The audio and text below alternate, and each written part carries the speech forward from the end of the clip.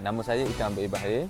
Saya bermula dengan Hello Telco ni sejak 2019 lagi semasa di UUM. Saya diperkenalkan oleh seorang dealer daripada Bukit Rayu Hitam. Sekarang ni dah masuk tahun ke-5 mungkin.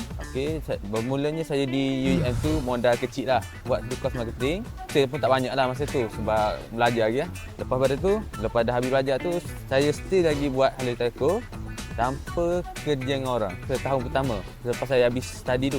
Sehinggalah tahun lepas saya dah berhenti kerja dengan orang, saya full time dengan Hello Telco.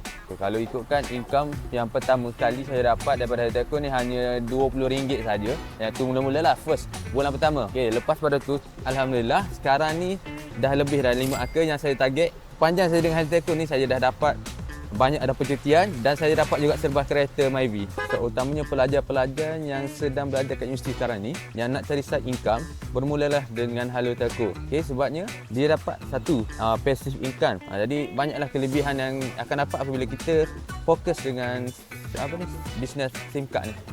Saya show ke anda menggunakan SIM card Hello Telco ni kerana SIM card Hello Telco ni dia bukan sekadar kita guna saja, dia juga ada manfaat lain sepertinya ada kadar kuantian, ada pelindungan cover risk. Selain itu kita juga boleh menjana income sendiri sebagai dealer. Saya